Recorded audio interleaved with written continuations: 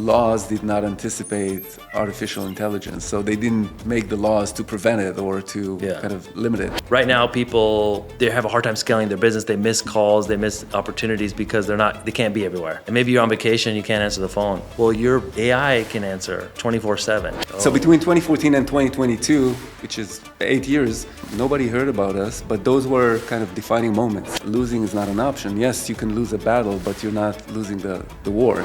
Being known is the most important thing, right? You don't need to be good at the thing, you just need to be known by more people. Welcome back. I'm Leo, your AI co-host powered by Real. Today's episode is all about the future of real estate, with insights from Tamir Poleg, CEO at Real, and Neel Dhingra, founder of Forward Academy and a leading voice in brand strategy. They cover everything from building through failure to redefining success in an AI-powered world, and what it really means to scale a real estate business with automation. Whether you're an agent or a leader, this conversation will shift your mindset and show what's possible. Let's dive in. I've got some stuff I could share, but I wanted to ask you first, like when you were coming up building Real, what were the moments where you were like, I don't even know if this is gonna work? Like, I'm sure there was moments like that, right? Yes and no. I mean, there were tough moments for sure. I mean, I don't think that I stopped believing even for a second, but everybody started hearing about Real in 2021, 2022, but we actually started the company back in 2014. Oh. So between 2014 and 2022, which is 8 years, nobody heard about us, but those were kind of defining moments. And we went through a lot of ups and downs, and as a startup, you raise money, you go out of money, you have to lay off everybody. I think that the two most difficult moments that I experienced were the moments where we had to downsize the staff. Yeah. So, you have to step into a room full of people who believed in you, who trusted you, who believed in this dream that you sold them on, and just tell them, hey, we don't have money to pay you, and you're fired. So those were two very difficult moments for me, and I think that back then I kind of promised myself that this is not going to happen again. And then another moment that I remember is back in 2017, we were trying to raise money. We almost ran out of money, and I went to this meeting with this VC, and we were so close to raising money from them, and that was the final meeting, and I just needed to do a decent job, not a great job, just a decent job. And I stepped into the meeting, a huge room in New York, 20 people, and I was terrible. And I felt I was terrible, and the questions kept coming in, and I didn't do a good job. And at that point in time, I just understood that I blew it. So they pulled the investment, and then we kind of spiraled for about 2-3 years between 2017 and 2020. And then in 2020, I kind of managed to recover. So what I'm trying to say is that I don't think that there was a moment in time in which I thought that this was not going to work. I think that I always believed, yes, there were moments where I didn't know what needs to be done for this to actually work. So I didn't have the answers, but I was determined. I was determined to make it work. And I think that kind of separates failures from success, because if you're still in the game, you have a chance to win. Yeah. Is it also true, like this has happened for me, where you start to get numb to losing maybe a little? Like if something doesn't go your way, doesn't work out, it's like in the beginning, maybe in your business career, entrepreneur, you're like heartbroken, like I don't know, I can get, but for me, it's just another lesson, another day, and then you just keep going. So you don't call it a loss. Yeah. It's not a loss. Yeah, it's a lesson. Yeah. And like that meeting, you probably you had to take a step back, but then I'm sure that mistake didn't happen again. You know what I mean? Like for the most part. Yeah.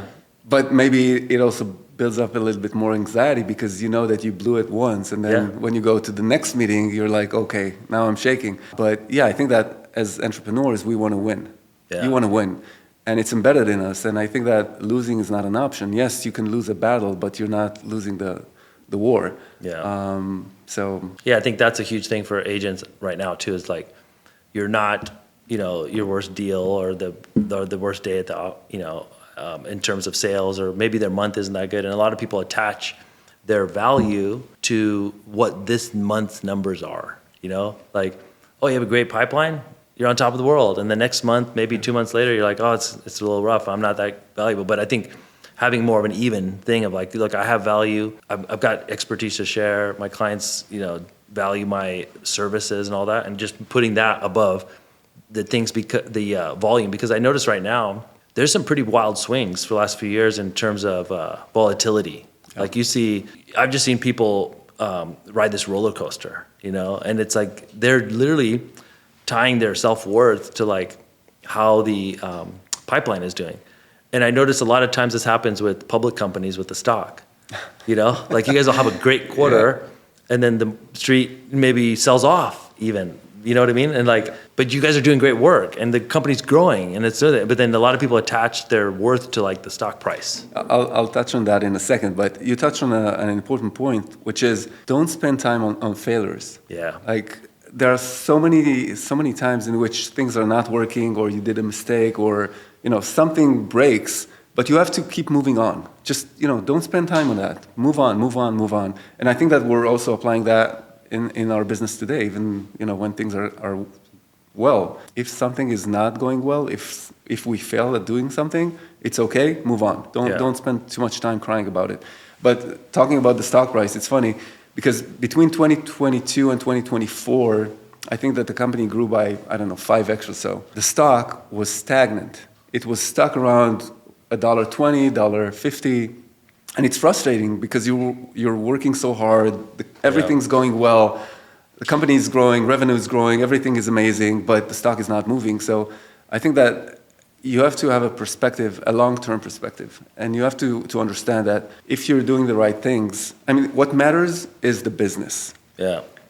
All of those external things like stock price or appreciation from whatever, the market, that will follow. As long as you're doing the right things in the business and the business grows, then the success will follow. Yeah, I think about this a lot.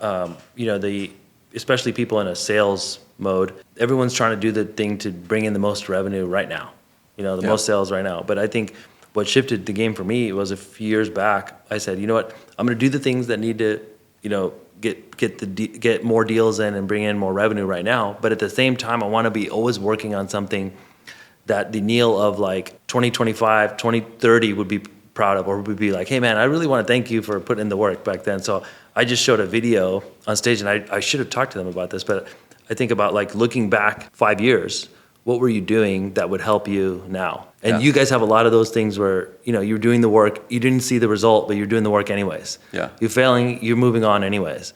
And people need to view that same thing. I talk a lot about brand building for individuals, because a lot of the things you do, Tamir, like you don't get paid for immediately when you're building your brand. Right.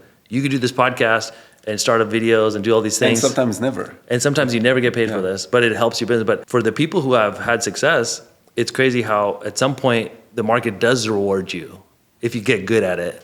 And all of a sudden, it's like, it might be 6 years later, but you see this massive growth curve. So I think of a lot of the growth curves of some of the best companies and the most valuable companies.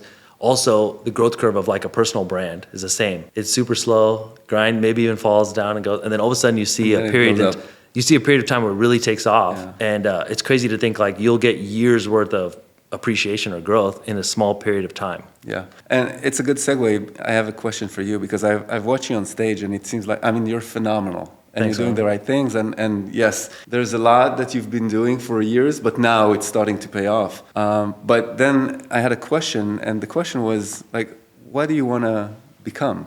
Like, I understand where you are today, but what do you want to be when you grow older? Yeah, it's kind of crazy to think when you're like 40 years old and you're like, what do I want to be when I grow up? But it's for me, it's weird. Someone will say, hey, what's your 5-year plan or 10-year plan? And I don't know. All I know is like, hey, if I do the things I'm supposed to do this week, if I connect with more people, if I make more content, I build my brand, I'll have more opportunities in the future. And so I don't have a big plan for the future, but I just know that the most successful people I've talked to in business, some of the richest people, even billionaires who I've got to meet over the years just doing content, they have all told me something similar, where their biggest wins weren't on the roadmap. It was an opportunity that happened years down the road, that just serendipity, you're doing all the things and you're in a room with somebody and me and you meet and you discuss some technology thing and I'm like, that's where I fit in, and boom, that ends up being the thing. We don't know those things. So I just think like about staying in the game and building your brand, doing the things short term, And this guy who we had at our event last year, Alex Hormozy, somebody asked him the same question, where do you want to be? And he goes, I don't know, but I just know if I do what I'm doing right now, I'll have so many opportunities in 5 years, I won't be able to see straight. This is what I was expecting to hear. Like, I wanted you to say, I don't know, because I think that everybody's so focused on understanding where they want to be and kind of stressing out about it. But my wife was going through kind of she had a crossroads in her career a few years ago. And I suggested that she talks to one of my investors who's, I don't know, close to 60 years old. He's a billionaire. Yeah. And I told him, he's a smart guy. Go and sit down with him and figure out what you want to do. And the first question he asked her was, what do you want to become? And she said, I don't know. And she was, I don't know, 30 years old back then. And he looked at her and he said, that's okay, because I'm almost 60 and I still don't know what I want to be. And that guy is a billionaire. So I think that most of us are so focused on the fact that, we have to understand where we want to be or what we want to be.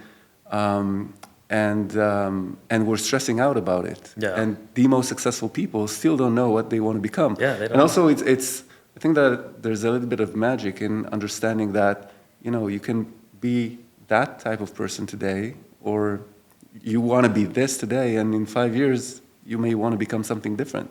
Yeah.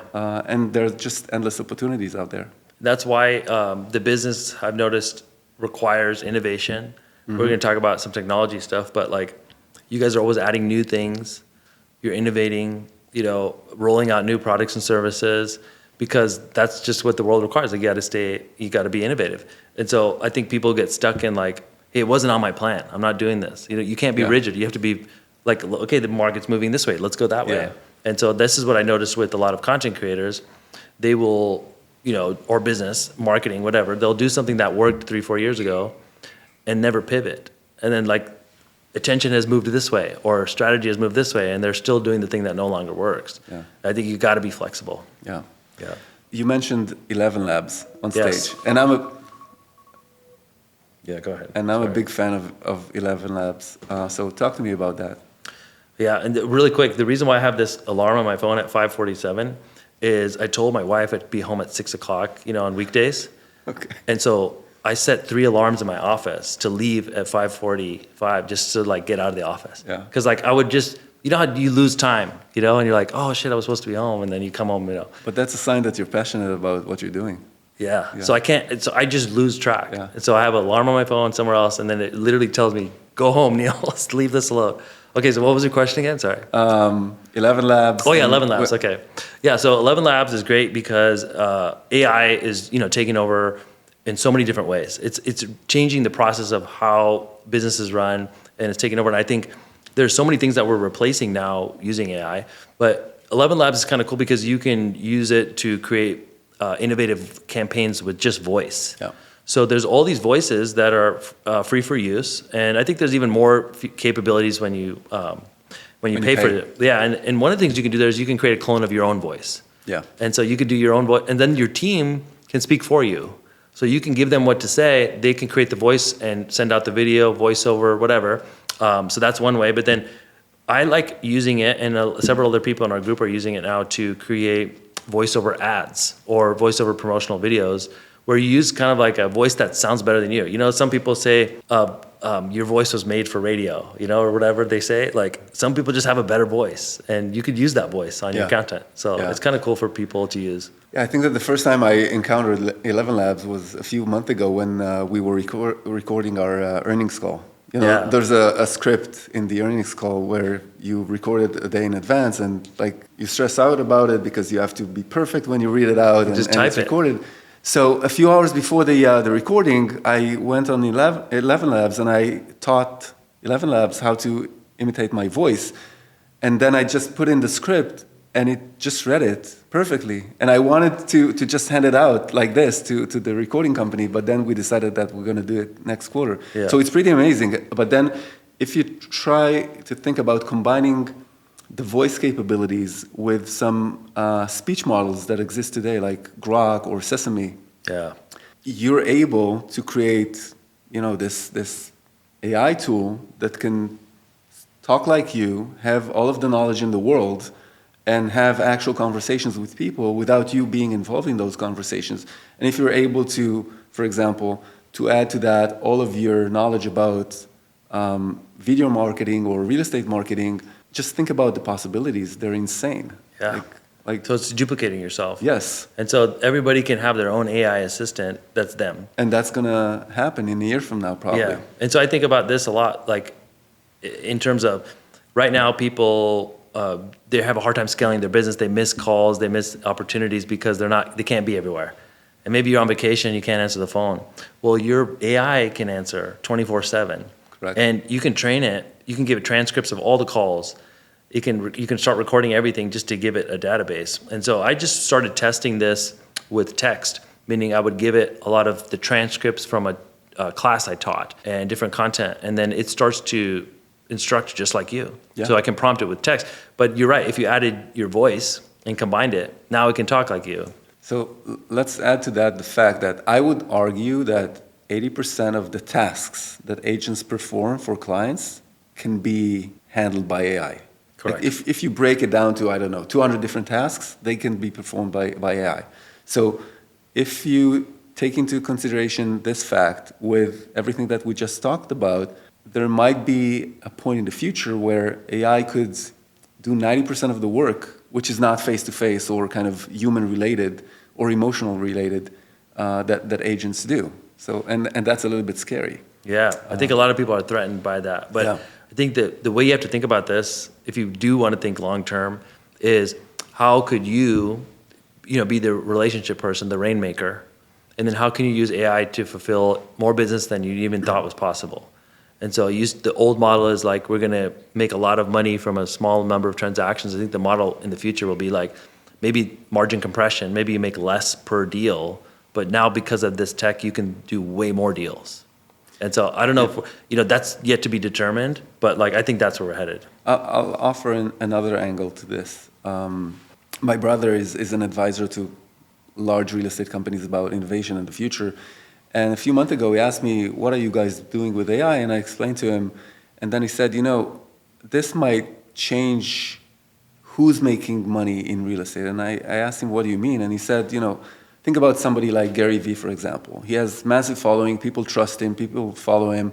What if Gary Vee had a tool, an AI tool, that can talk like Gary Vee, but knew also how to sell homes? Yeah. Why wouldn't you buy a home from Gary Vee? Like, if Gary Vee didn't need to be involved, but he had a tool that would act like him and could get you from, searching a home to closing, while you think that he's actually the one helping you, why wouldn't you buy a home from Gary Vee? And then he said, this might put a lot of power in the hands of influencers. Yes. In the hands of people that, have massive following. So I think that's an interesting angle. Yeah, and I think people think, okay, that's the truth. It's the being known is the most important thing. Yeah. Right? You don't need to be good at the thing. You just need to be known by more people. And I think when the agent starts to think like this, now it becomes even more important to build your personal brand online. Exactly. To do more content, to do that. Because it doesn't mean you have to become Gary Vee, but you can become mini Gary Vee, Sure. with a small sphere. Sure. And you'd be shocked, like, the impact of just a few thousand people who really trust you and connect with you. I think people get the numbers messed up in their head because they see all this viral content. And you think you need thousands, tens of thousands, millions. Just 1,000 people. Like when you're sitting on the stage here and there's 300 people looking at you, it's a lot of people. Yeah. That's a lot of business opportunity. At our event every summer, there's 1,000 people in the room. Or at Rise, there was 2,000-3,000 people. That's like an ocean of people. Yeah. That one group can impact your business. So I'm thinking of micro influencers having a huge amount of value. The flip side of this is there are people who do trust Gary Vee because he's been out there doing content, or other influencers like him. But there's a new thing that's happened over the last few years where people trust who they can relate to more. And some of the influencers, like, I don't know what it is, but right now you can't shock anybody anymore. Like it used to be, celebrity was a big thing. Yeah. Now it's become so prevalent everywhere that you can't shock anybody. I was joking with somebody the other day and he was telling me how he's getting a podcast with this very known individual and it's going to change the game for him. And I'm like, dude, that's great, congratulations, but I don't think it's going to change anything. You need to keep doing that all year. So I could literally be on Air Force One with President Trump and I could make a video, and it could be like the biggest day of my life, and do whatever, or if it was the whatever individual that's super notable, and it would be forgotten within a few hours. Yeah, I agree. The world moves so fast, it doesn't matter. So I'm thinking celebrity is important, but you don't need it. You just need to be relatable to a group of people that trust you. Yeah, that's true. You had a slide on stage which said that we're delivering work to the clients. So instead of and I think that the work is going to be handled by AI. Yes. So you have to understand like what am I bringing, because the work is going to be handled by this tool that everybody's going to have. What am I bringing to the table that is going to distinguish me from the others? Yeah, expertise, and then your process system, and then also it's just, I think it's literally just client acquisition. Yeah. It's the most important thing. It's how do you get customers? Yeah. The fulfillment, people sell fulfillment, but fulfillment is going to be commoditized. So everyone's talking about like, I have the best process, I have the best team, but well, that's all going to be potentially replaced. Yeah. And I also think that a lot of people think about the generations of today. And whenever I'm thinking about innovation and the future and the products that we want to develop, I'm thinking about my kids. Like, how will they want to interact? How will they want to buy a home? Like, what's the experience that they're expecting? And I think that this is how we should be thinking about the future. 100%. So I was thinking on the mortgage side, I noticed this. They are talking about already certain transactions that are more basic can be completely handled by AI. But for regulatory purposes and licensing, you still need an individual who's licensed to do it. So you can't license artificial intelligence. But you could license. That will change. That will change in the future, maybe. Yeah. But right now, this company, Better.com, has AI assistants who they've been training for years, monitoring calls and learning about the process. And it can handle a lot of the basic questions in fulfillment already, from start to finish. Yeah. So it's pretty crazy. Yeah. We'll see how it rolls out, but I think people should embrace more of this stuff and then really focus on more customer acquisition, more relationships, more connections. Do you think that it's feasible to expect agents to take care of their AI needs, or is this the kind of the role of the brokerage? I think right now, most people, like the people who are really tech forward and go-getters, they'll start to use things, and like you already see it. People are like, they've built like a custom GPT for this. And there's people who are in it. There's a gal in my group who, anytime she has free time, she's working in AI. She loves it. But that's the anomaly. That's not the norm. I think that the average agent is going to need the assistance, right? Yeah. So it's like, that's a huge value add from the company of like, hey, we empower you to do more using these tools, right? Yeah. So I think that's going to be a huge differentiator. I don't know if all the brokerages are doing it. I know you guys are doing stuff, but I don't know if everybody's ahead of the curve there. Yeah, I don't think so. But I mean, the next year, I guess, is going to be very interesting in that aspect, because the pace of innovation and of improvement of AI and like the speech models is just exponential. Yeah. So.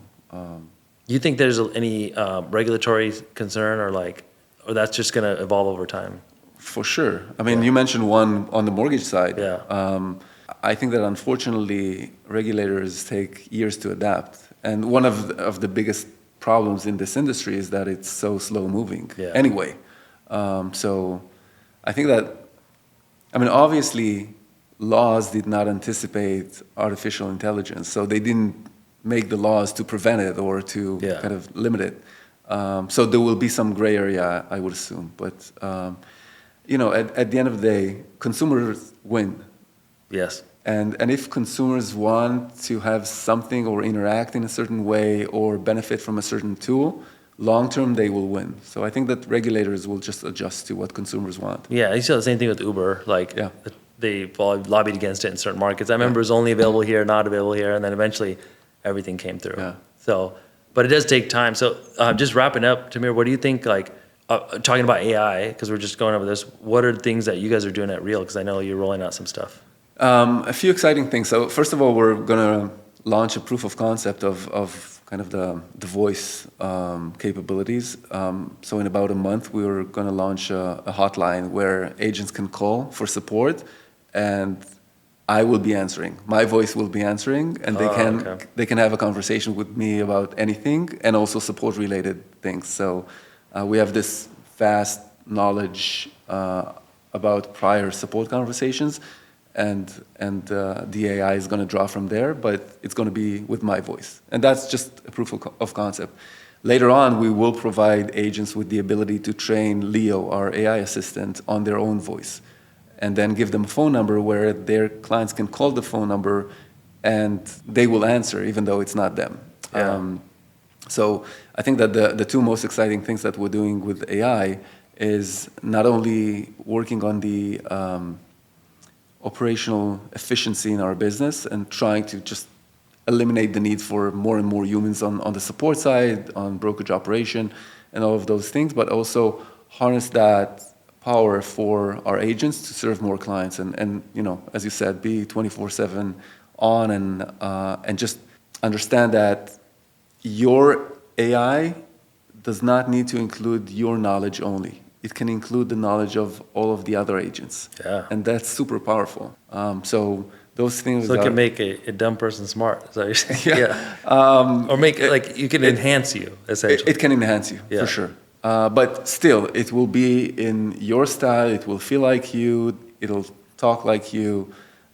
You can choose whether to use it or not, by the way. You don't have to use it. Yeah. But I think that it will enable you to probably serve 10 times more clients at any given point in time. That's huge. Yeah. Yeah, and that's the future, I think, of just people being like a magnet to bring in more and then being able to follow up. I think the number one thing when I think about the people in our groups who really embrace online lead generation is there's so many leads that come in that you can never follow up with all of them. Right. And this would help with that. Sure. Because the outbound, I mean, there's already a company we had looked into.